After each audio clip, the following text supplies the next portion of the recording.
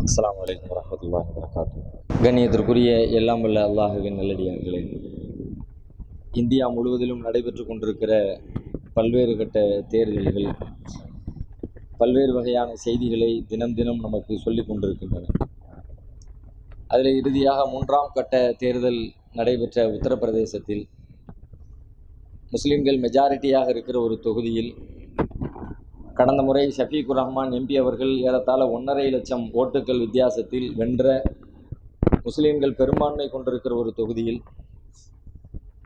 முஸ்லீம் பெண்களும் ஆண்களும் வாக்களிக்க விடாமல் தடுக்கப்பட்டு பாசிஸ்டுகளால் சங் பரிவார கூட்டத்தினரால் அடித்து துரத்தப்பட்ட காட்சிகள் வீடியோக்களில் பரவலாக வைரலாகி கொண்டு வருகிறது. குறிப்பாக வட மாநிலங்களில் அது ஒரு மிகப்பெரிய விவாத பொருளாக மாறி இருக்கிறது. எல்லா அரசியல் கட்சி தலைவர்களும் அந்த வீடியோக்களை பகிர்ந்து தேர்தல் ஆணையம் நடைமுறையில் இருக்கிறதா, அது இதை கவனிக்கிறதா என்றெல்லாம் சமூக வலைதளங்கள் வழியாக, மீடியாக்கள் வழியாக கேள்வி எழுப்பி கொண்டிருக்கிறார்கள். இதன் வழியாக அவர்கள் பல்வேறு செய்திகளை நமக்கு சொல்லுகிறார்கள். குறிப்பாக முஸ்லீம்களை அச்சுறுத்துகிற, கண்டிப்பாக முஸ்லீம்கள் ஜெயிச்சிருவாங்க என்று தெரியக்கூடிய தொகுதியில் வாக்களிக்க விடாமல் தடுத்து விட்டால் முஸ்லீம்களுடைய வெற்றியை தடுத்துடலாம் அப்படின்னு ஒரு பிளான் போட்டு வழமையாகவே அவர்கள் கடைபிடிக்கிற ஒரு ஆயுதம்தான் கலவரம் என்பதும் வன்முறை என்பதும். ஆனாலும் இந்த தடவை இதுவரைக்கும் இந்த மாதிரி தேர்தல் நேரத்தில் நேரடியாக தெளிவாகவே வன்முறையில் இறங்கி இந்த மாதிரி வாக்களிக்க விடாமல் தடுத்து தங்களுடைய வெற்றியை நாங்கள் இப்படித்தான் நீட்டிக்கொண்டிருக்கிறோம் என்பதை வெளிப்படையாக காட்டாமல் மறைமுகமாக இந்த மாதிரி வேலைகளை செஞ்சுக்கிட்டு இருந்தவங்க இந்த தடவை அந்த வேலைகளை வெளிப்படையாகவே செய்கிறதுக்கு முன் வந்துட்டாங்க. அப்படின்னா அது எதை பற்றியும் கவலைப்படாமல் ஜனநாயகத்தினுடைய எந்த தூண்களை பற்றியும் எந்த அதிகார மையத்தை பற்றியும் எந்த ஒரு அசட்டையும் செய்யாமல் யாரும் எங்களை எதுவும் பண்ண முடியாது, நாங்கள் என்ன வேணாலும் பண்ணுவோம், எங்களை கேட்குறதுக்கு அதிகாரம் படைத்த ஆட்கள் இங்கே யாரும் கிடையாது, நீதிமன்றமும் கிடையாது, தேர்தல் ஆணையமும் கிடையாது, நாங்கள் வச்சது தான் சட்டம் அப்படிங்கிறத அவர்கள் தெளிவாக சொல்லுகிற வகையில் இந்த நடவடிக்கையில் ஈடுபட்டிருக்கிறாங்க என்று தான் நாம் புரிந்து கொள்ள முடிகிறது.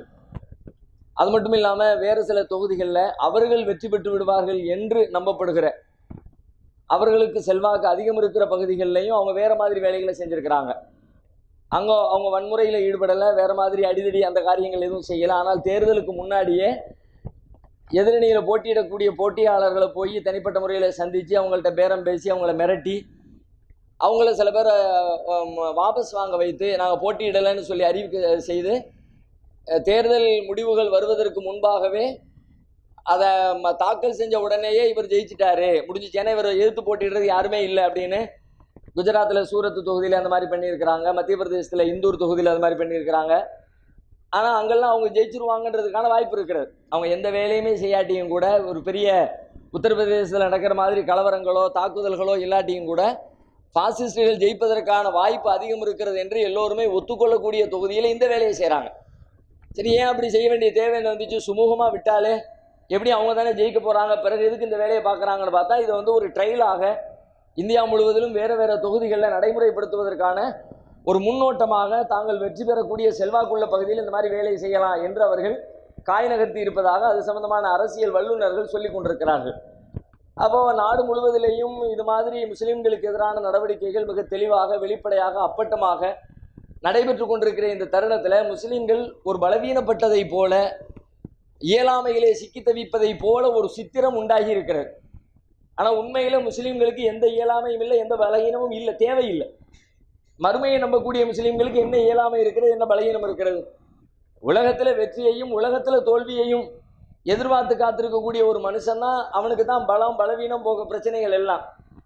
மரணத்துக்கு பிறகான மறுமை வாழ்க்கையில் வெற்றியை எதிர்பார்த்திருக்கிற ஒரு முஸ்லீமை பொறுத்த வரைக்கும் உலகத்தின் பார்வையில் அவன் பலம் வாய்ந்தவனாக கருதப்பட்டாலும் பலவீனனாக கருதப்பட்டாலும் அதனால் எந்த பாதிப்புமே இல்லை, எல்லாமே அவனுக்கு நன்மை தான். ரசூலுல்லாஹ் சொன்ன மாதிரி தான், ஒரு முஸ்லீமுக்கு ஏற்படுகிற எல்லாமே நன்மையாகி விடுகிறது. அவனுக்கு ஒரு துன்பம் ஏற்பட்டால் அதை சகித்து கொள்கிறான், அதுவும் அவனுக்கு நன்மையாகி விடுகிறது. அவனுக்கு ஒரு நன்மை கிடைத்தால் அதற்காக இறைவனுக்கு நன்றி பாராட்டுகிறான், அதுவும் அவனுக்கு நன்மையாகி விடுகிறது. எல்லாமே நன்மையில் போய் முடியக்கூடிய முஸ்லீமுக்கு உலகத்தில் பலம் பலவீனம் என்று பேசுவதற்கு ஒன்றுமே இல்லை, எல்லாமே பலமானது தான், எல்லாமே நன்மையானது தான், எல்லாமே நாளை மறுமையில் வெற்றிக்குரியது தான்.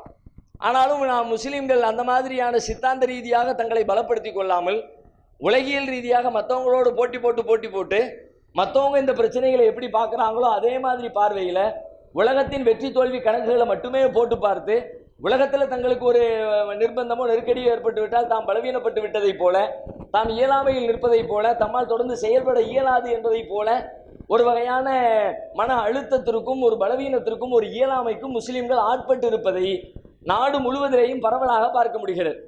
ஆனால் அப்படிப்பட்ட ஒரு நிலைக்கு நாம் வரவே கூடாது என்று குர்ஆன் நம்மை எச்சரிக்கிறது. எப்படி எச்சரிக்கிறது? பெரும்பாலும் நாம் இந்த மாதிரியான காரியங்களில் தயங்குவதற்கும் பின்னால் செல்வதற்கும் என்ன மாதிரியான பின்னணி இருக்கிறது என்று யோசித்து பார்த்தால் உலகத்தில் ஏற்படக்கூடிய பலவீனம் தான். இவ்வளோ பெரிய கவர்மெண்ட் வச்சுருக்கிறாங்க, இவ்வளோ பெரிய அதிகாரம் வச்சுருக்கிறாங்க, இவங்களையெல்லாம் நம்ம எதிர்த்து நம்மளால் என்ன பண்ணிட முடியும், நம்ம எடுக்கிற எந்த முயற்சிகளும் இங்கே வீணாக போயிடும், அதனால் எந்த பயனுமே இல்லை அப்படிங்கிற மாதிரியான ஒரு பலவீன உணர்வு வருது பார்த்தீங்களா? அந்த உணர்வு தான் இந்த பிரச்சனைக்கான காரணம். அல்லாஹ் என்ன சொல்கிறான்? நீ வெற்றி தோல்விகளை பற்றி கவலைப்படாத, வெற்றி தோல்வி இறைவனின் கைவசத்தில் இருக்கிறது. அவன் நாடியவர்களுக்கு வெற்றியை கொடுப்பான், நாடியவர்களுக்கு தோல்வியை கொடுப்பான். நீ அதை கணக்கு பண்ணிக்கிட்டு ஒரு காரியத்தை செய்யவா செய்யக்கூடாதான்னு முடிவெடுக்காத. வெற்றி கிடைக்குமானால் செய்வேன், தோல்வி கிடைக்கும் என்று சொன்னால் செய்ய மாட்டேன், இந்த பேச்செல்லாம் இருக்கக்கூடாது. தோல்வியே உலகத்தின் பார்வையில் தோல்வி தான், ஆனாலும் கூட அது செய்ய வேண்டிய காரியமே நீ செஞ்சிட, அவ்வளோதான். உலகத்தின் பார்வையில் வெற்றி கிடைக்கும் தான், ஆனாலும் மார்க்க அடிப்படையில் செய்யக்கூடாத காரியமாக செய்யாமல் விலகிடு. நீ சரி தவிர பார்க்கணும், அல்லாஹ் ரசூலை பார்க்கணுமே தவிர உலகத்தில் கிடைக்கிற பேரையோ புகழையோ பதவிகளையோ அந்தஸ்தையோ வெற்றியையோ அதை மையமாக வைத்து ஒரு முஸ்லிமுடைய எந்த முடிவுமே இருக்கக்கூடாது. நபி ஸல்லல்லாஹு அலைஹி வஸல்லம் அவங்களுக்கு வந்து உஹது போர்க்களத்தில் அல்லாஹ் வசனம் இறக்கி வச்சான்ல, ரசூல் ஸல்லல்லாஹு அலைஹி வஸல்லம் மயக்கமுற்று எந்திரிச்ச உடனேயே எதிரிகளை பார்த்து கேட்டாங்க, கைஃப யுஃப்லிஹு கௌம் சுஜ்ஜு வஜ்ஹ நபியஹும், தங்களுடைய நபியின் முகத்தில் இரத்தச்சாயம் பூசியவர்கள் எப்படி ஜெயிக்கிறாங்க நான் பார்க்குறேன் அப்படின்னு சொன்ன உடனே அல்லாஹ் என்ன சொன்னான்? வெற்றி தோல்வியை பற்றி நீங்கள் பேசாதீங்க, லைஸ லக மினல் அம்ரி ஷை. நபியா, அதிகாரத்தில் உங்களுக்கு எந்த பங்கும் கிடையாது, அதிகாரம் பூரா என்னை சார்ந்தது, முடிவு என்னை சார்ந்தது, முயற்சி தான் உங்களுடையது. நீங்கள் என்ன வேணாலும் முயற்சி எடுங்க, நான் என்ன வேணாலும் முடிவை தருவேன். நீங்கள் எடுக்கிற முயற்சிக்கு ஒத்ததாகவும் நான் முடிவை தருவேன், நீங்கள் எடுக்கிற முயற்சிக்கு எதிர்மறையானதாகவும் நான் முடிவை தருவேன். முடிவை தர்ற அதிகாரம் என்ன சார்ந்தது, நீங்கள் தேவையில்லாமல் அதில் கன்ஃபியூஸ் பண்ணிக்காதீங்க. யாருக்கு சொன்னா? அல்லாஹ் நபிகளாருக்கு சொன்னான். அது நபிகளாருக்கு மட்டுமே சொல்லப்பட்ட பாடமா? உலகத்தில் உள்ள எல்லா முஸ்லீம்களுக்கும் நமக்கும் சொல்லப்பட்ட பாடம், இந்தியாவில் வாழக்கூடிய முஸ்லீம்களுக்கும் சொல்லப்பட்ட பாடம் தானே. அப்போ நாம் இவர்களுக்கு எதிராக எடுக்கிற முயற்சிகளில் வெறுமனே மேடை பேச்சோடு நிறுத்திக் கொள்கிறோமோ என்கிற ஒரு கவலை, என்கிற ஒரு எண்ணம் நமக்குள்ளே ஏற்பட்டு இருக்கிறது. அதை தாண்டி ஒரு பெரிய செயல், ஆக்கப்பூர்வமான செயலோ ஆக்கப்பூர்வமான திட்டங்களோ ஆக்கப்பூர்வமான ஒரு பணிகளோ நம்மால் முன்னெடுக்கப்பட்டிருக்கிறதா என்று பார்த்தால் சொல்லிக் கொள்கிற வகையில் ஒன்றுமே இல்லை. ஆனால் அல்லாஹ் என்ன சொல்கிறான்? வஅஇத்து லஹும் மஸ்ததஅதும் மின் குவத்தின் வமின் ரிபாத்தில் கைலி துர்ஹிபூன பிஹி அதுவல்லாஹி வஅதுவக்கும் வஆகரீன மின் தூனிஹிம் லா தஅலமூனஹும் அல்லாஹு யஅலமுஹும் வஅஇத்து லஹும் மஸ்ததஅதும் மின் குவா. நீங்கள் அவர்களுக்கு எதிராக, யார் உங்களுடைய எதிரிகளோ அல்லாஹ்வின் எதிரிகளோ, அப்படிப்பட்ட உங்களுக்கும் அல்லாஹ்வுக்கும் எதிரிகளாக யார் இருக்கிறார்களோ அவர்களுக்கு எதிராக நீங்கள் உங்களால் இயன்ற அளவிற்கு ஆற்றலை வளர்த்துக் கொள்ளுங்கள், தயாரித்துக் கொள்ளுங்கள். போர் ஆயுதங்களை தயாரித்துக் கொள்ளுங்கள். ரிபாத்தில் கைலி, போர் குதிரைகளை தயாரித்துக் கொள்ளுங்கள். துர்ஹிபூன பிஹி அதுவல்லாஹி அதுவக்கும், அதை கொண்டு நீங்கள் அல்லாஹ்வின் எதிரிகளையும் உங்களின் எதிரிகளையும் நீங்கள் அச்சப்படுத்துங்கள். அவர்கள் அல்லாத மற்றவர்களையும் நீங்கள் பயப்படுத்துங்கள். அப்படின்னா என்ன அர்த்தம்? நீ நல்ல வளமாக, நீ நல்ல பலமாக ஒன்றை ஸ்ட்ரென்த் ஆக்கிக்கிட்டு உன்னை பார்த்தாலே மற்றவன் பயப்படுற மாதிரி உன்னுடைய நடவடிக்கை அமைச்சுக்க. இன்னைக்கு இந்த மாதிரி நிலையில நாம இந்தியாவில் இருக்க யோசிச்சு பாருங்க. நம்மை பார்த்த மாத்திரத்திலேயே நம்மோடு சண்டையிடுவதற்கும் நம்மை நெருங்குவதற்கும் நம்மை அழிப்பதற்கும் அவங்க என்ன நினைக்கிறாங்க? இவங்களை எல்லாம் அழிச்சிடலாம், ஒண்ணுமில்லாம ஆக்கிடலாம், இவங்கள்ட்ட ஒண்ணுமே இல்லை, பலமே இல்லை, இவங்க பலவீனமானவர்கள் என்று நம்மை பற்றி எதிரிகள் கணக்கு போடுகிறார்களா, அல்லது நம்மிடத்தில் நெருங்குவதற்கு அச்சப்பட்டு நிற்கிறாங்களா? அல்லாஹ் ஒரு இடத்துல சொல்லாமலா லாயூக்கினோன், மறுமையை நம்பாதவர்கள், உறுதி இல்லாதவர்கள் உங்களை லேசாக கருதி விட வேண்டாம். உங்களை பற்றி அவன் எப்படி கருதணும்? இவங்கள லேசான ஆள் இல்லை அப்படி நினைக்கணும். கொஞ்சம் பலமான ஆள், உறுதியான ஆள், இவங்களை அவங்கள சீக்கிரம் சாச்சிட முடியாது அப்படின்ற மாதிரி எதிரிகள் உங்களை பற்றி கவலைப்படணும், உங்களை பற்றி நினைக்கணும். ஆனால் இன்னைக்கு அப்படி பற்றி நம்மை பற்றி எண்ணக்கூடிய எண்ணங்கள் அப்படியா இருக்குது? நம்மை பற்றி பலமாக கருதப்படுகிறதா, பலவீனமாக கருதப்படுகிறதா? இவங்களை என்ன வேணாலும் செய்யலாம், இவங்களுக்கு என்ன அநீதி இழைக்கலாம், என்ன உரிமைகளையும் பறிக்கலாம், அதனால் நமக்கு எதுவும் ஆயிட போறதில்லை, என்ன நம்முடைய கைகள் ஓங்கி இருக்கிறது, நாமே பலம் வாய்ந்தவர்கள், அவர்கள் பலகீனர்கள் என்று நம்மை பற்றி கருதப்படுகிறது. ஆனால் அல்லாஹ் என்ன சொல்றான்? உன் ஆற்றலை வளர்த்துக்க, உன் திறமையை வளர்த்துக்க, உன் பயிற்சியை வளர்த்துக்க. அந்த பயிற்சியின் வழியாக, ஆற்றல் வழியாக, திறமை வழியாக உன் எதிரிகளுக்கு நீ அச்சத்தை ஏற்படுத்து. ஒவ்வொரு காலத்திலையும் ஒவ்வொரு வகையான தேவை, ஆற்றல் இருந்துச்சு, பலம் இருந்துச்சு. இந்த காலத்தினுடைய பலம் என்ன? அறிவுதான் பலம், சிந்தனை தான் பலம், ஒரு கருத்தை மக்கள் மத்தியிலே கொண்டு போய் சேர்ப்பதிலே யார் வல்லுநராக இருக்கிறாரோ அந்த தேர்ச்சி தான் பலம். இன்றைய காலத்தில் பலம் என்பது உடல் பலத்தை வைத்து தீர்மானிக்கப்படுவதில்லை, வெறும் ஆயுத பலத்தை வச்சு மட்டுமே தீர்மானிக்கப்படுவதில்லை. அறிவு பலம் தான் இன்னைக்கு உலகத்தை ஆட்சி பண்ணுகிறது. அறிவின் துணை கொண்டு ஏதோ ஒரு ரூம்ல உலகத்தினுடைய முக்கு மூலையில ஒரு சின்ன குடிசையில உட்கார்ந்து கொண்டு உலகத்தையே கட்டுப்படுத்தலாம், உலகத்துக்கே செய்தி சொல்லலாம், உலகத்துக்கே பாடம் நடத்தலாம், உலகத்தையே தன்பால் திருப்பலாம். அதுதான் இன்றைக்கு உலகத்தில் ஆற்றலாக பார்க்கப்படுகிறது. அப்படிப்பட்ட அதனால இன்னும் பாருங்க, ஒவ்வொரு நபிமார்களையும் எல்லா உலகத்துக்கும் அனுப்பி வச்சான். அனுப்புகிற ஒவ்வொரு காலகட்டத்திலும் நல்லா யோசிச்சு பாருங்க. அந்தந்த காலத்திலே எது தேவையானதோ, எது மக்கள் மத்தியிலே பலம் வாய்ந்ததோ, எது மக்கள் மத்தியிலே பிரபலமாக இருக்கிறதோ, எதை கொண்டு மக்களிடத்தில் ஈஸியாக சென்று சேர முடியுமோ அந்த வழிகளை கொடுத்து தான் ஒவ்வொரு காலத்திலேயும் ஒவ்வொரு நபிமார்களையும் அல்லாஹ் உலகத்துக்கு அனுப்பி வச்சான். மூசா நபியுடைய காலத்தில் அல்லாஹ் எதை கொடுத்து மூசா நபி அனுப்பி வைத்தான்? அற்புதங்களை கொடுத்து அனுப்பி வச்சான்ல. எல்லா நபிமாருக்கும் அற்புதம் தான். ஆனா மூசா நபிக்கு கொடுக்கப்பட்ட அற்புதத்தை பாருங்க. கைத்தடிய பாம்பா மாத்துறதுல இருந்து, ஒரு கையை சட்டப்பைகளை விட்டுட்டு எடுத்த உடனே அது ஒரு பெரிய வெண்ணிறமாக வெளிச்சமாக பளிச்சென்று மாறியதுல இருந்து, சூனியக்காரர்களை வெல்லுகிற ஆற்றலோடு மூசா நபி அல்லாஹ் அனுப்பி வச்சான்லையே. அந்த காலத்தில் அதுதான் பெரிய உலகத்தையே கட்டுப்படுத்திய, அவர்கள் வாழ்ந்த பகுதியில் இருக்கிற மக்களை எல்லாத்தையுமே அதை நோக்கியே சிந்தித்துக் கொண்டிருக்கிற ஒரு காலமா இருந்துச்சு. அப்ப இந்த நேரத்தில் இந்த மக்களுக்கு இந்த துறை வழியாக யாரு வெற்றி பெற்று இருக்கிறாரோ, இந்த துறையில யாருடைய கை ஓங்கி இருக்கிறதோ அப்படிப்பட்ட ஒரு ஆளை அனுப்பி வைக்கணும் அப்படின்னு மூசா நபி அனுப்பி வைக்கிறான்ல. அனுப்பி வைக்கப்பட்ட மூசா நபிக்கு அந்த துறை சார்ந்த அறிவை கொடுக்குறான், அந்த துறை சார்ந்த அற்புதங்களை கொடுக்குறான். அதை பார்த்து மக்களை பிரமிக்க வைக்கிறான். அதை பார்த்த உடனே உலகம், அவங்களுக்கு கீழே இருந்த மக்கள், சூனியக்காரர்கள் எல்லாருமே கீழ்ப்படியக்கூடிய ஒரு சூழல் அல்லாஹ் ஏற்படுத்துறானா இல்லையா? ஒவ்வொரு காலத்திலும் நீங்க இப்படி யோசிச்சு பார்த்தீங்கன்னா, அந்தந்த காலத்தில் எது பலம் பொருந்தியதாக கருதப்படுகிறதோ அதன் வழியாகத்தான் அல்லாஹ் உலகத்திலே தூதர்களை அனுப்பி இருக்கிறான், தன்னுடைய தாவா பணியை முன்னெடுத்திருக்கிறான். அதே போலத்தான் நபி ஸல்லல்லாஹு அலைஹி வஸல்லம் உம்மத்தாகிய நமக்கு இன்றைய காலத்தில் எது மக்கள் மத்தியில் பிரபலமானது, எது மக்களை ஆட்டுவிப்பதற்கு அதிகாரம் படைத்தது, எது மக்கள் மத்தியிலே செல்வாக்கு செலுத்தக்கூடிய ஆற்றல் படைத்தது அப்படின்னு யோசிச்சு பார்த்தா அறிவு தான், சிந்தனை தான். அதனால தான் மற்ற நபிமார்களுக்கு கொடுத்த மாதிரி அற்புதங்களை கொடுக்காம சிந்தனைக்குரிய வழிகாட்டுதலை தருகிற திருக்குர்ஆனையே உங்களுக்கு அற்புதமாக தந்திருக்கிறேன் என்று அல்லாஹ் நமக்கு பாடம் நடத்துகிறான். மற்ற நபிமார்களுக்கெல்லாம் பார்த்த உடனே பளிச்சுன்னு தெரியக்கூடிய அப்படியே வித்தியாசமான அதிசயங்களை கொடுத்தான்ல. நபி ஸல்லல்லாஹு அலைஹி வஸல்லத்துக்கு வித்தியாசமான அதிசயங்களை கொடுக்கல. கம்ப தூக்கி போட்டு பாம்பா மாத்திரம் அப்படி அல்லாஹ் கொடுக்கல. ஒருத்தருடைய கண்ணில் தடவுன குருடருக்கு பார்வை கிடைக்கிற மாதிரி அப்படியே எல்லாம் கொடுக்கல. ஈசா நபிக்கு கொடுத்தான் அல்லாஹ். வெண் குஷ்ட நோய்கள் அப்படி தடை விட்ட உடனே நோயெல்லாம் குணமாயிடுச்சு, ஈசா நபிக்கு எல்லாம் கொடுத்தான். நபிகளாருக்கு இப்படி எல்லாம் கொடுக்கல, இப்படி எல்லாம் கேட்டாங்க. ஆனா அந்த காலத்து மக்கள் கேட்டாங்க ரசூலுல்லாஹ்ட்ட வந்து, நீங்க அல்லாஹ்வுடைய தூதருங்கிறீங்க, ஏதாவது வித்தியாசமா அற்புதங்களை செய்ய வேண்டியதானே, உங்களுடைய வீட்டை எல்லாம் தங்க வீடா மாத்தலாம்ல, உங்களுக்கு ஒரு பெரிய தோட்டத்தை திடீர்னு உருவாக்கிக்கலாம்ல, நாங்க பார்த்துக்கிட்டே இருக்கும்போது நீங்க வானத்துல மேலே ஏறி கீழே இறங்கி மேல இருந்து ஒரு புத்தகத்தை கொண்டு வரலாம்ல, இப்படி எல்லாம் கேட்டாங்க. அற்புதங்களை செய்யுங்க, நாங்க நம்புறோம்னாங்க. ஆனா நபிகள் ஸல்லல்லாஹு அலைஹி வஸல்லத்துக்கு அல்லாஹ் அப்படிப்பட்ட அற்புதங்கள் எதையுமே கொடுக்காம, உங்களுக்கு கொடுக்கப்பட்ட அற்புதம் குர்ஆன் தான்.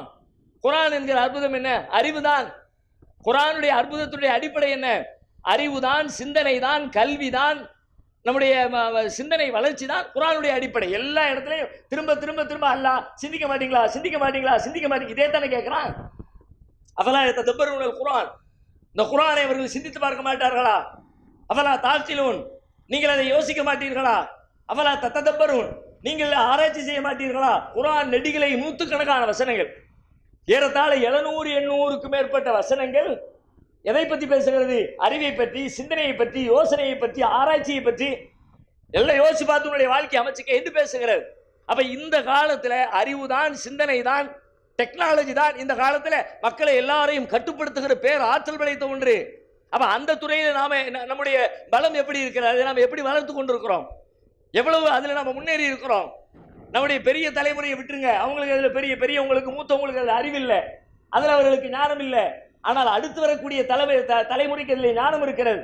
ஆனால் அந்த தலைமுறையை அந்த துறை நோக்கி அந்த ரீதியில் அவர்களை வளர்த்தெடுப்பதற்கு முயற்சி எடுத்திருக்கிறோமா? அந்த ரீதியில் அவங்களை சிந்திக்க நாம பயிற்சி எடுத்திருக்கிறோமா?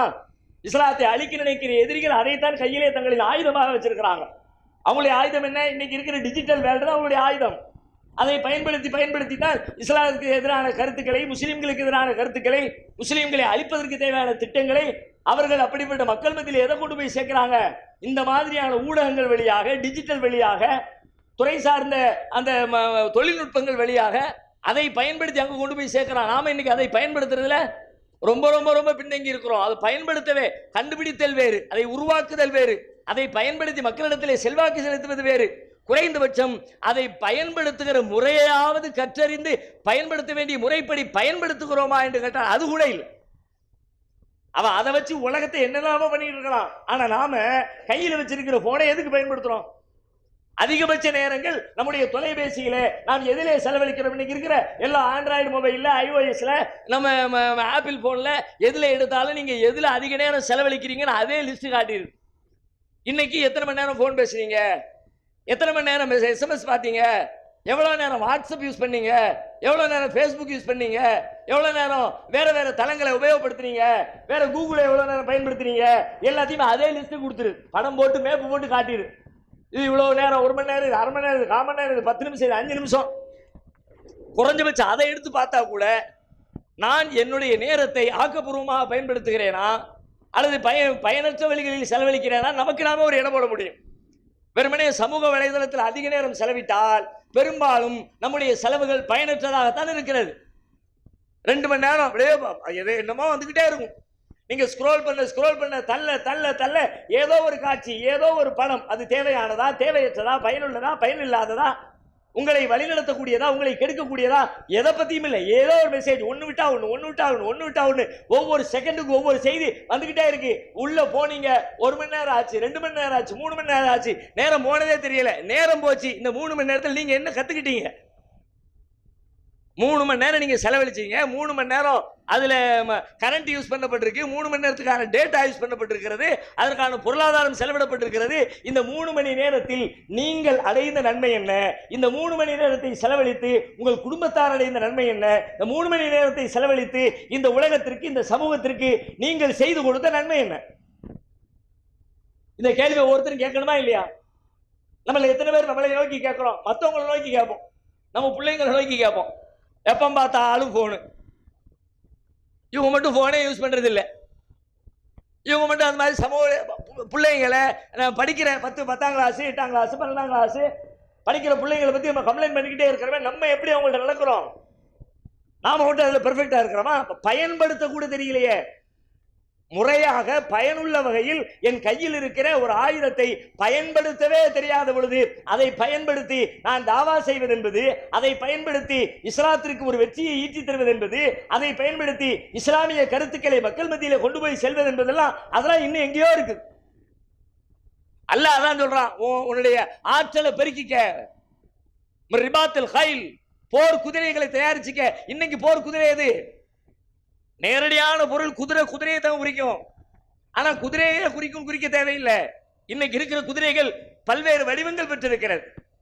இன்றைய குதிரைகள் ஃபேஸ்புக்காக, ட்விட்டராக, இன்ஸ்டாகிராமாக, வேறுபல யூடியூபாக, கூகுளாக, டிஜிட்டல் வடிவங்களாக குதிரைகள் பாய்ந்து ஓடிக்கொண்டிருக்கிறதே, அதை நீ எப்படி டெவலப் பண்ணிருக்க?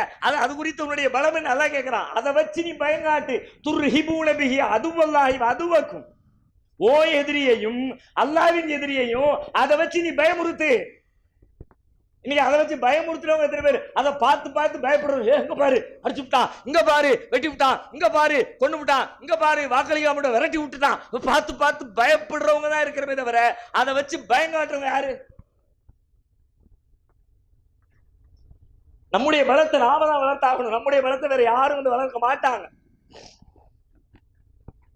திரும்ப அல்லாஹ் நமக்கு கருத்தா வலியுறுத்த. நம்ம பல நேரங்கள் என்ன நினைக்கிறோம்? சில முயற்சிகளை மேற்கொள்ள முன்வருகிற தருணத்துல சைத்தான் உள்ளத்துல பயத்தை போடுறான், பலவீனத்தை போடுறான், ஒரு இயலாமையை போடுறான்.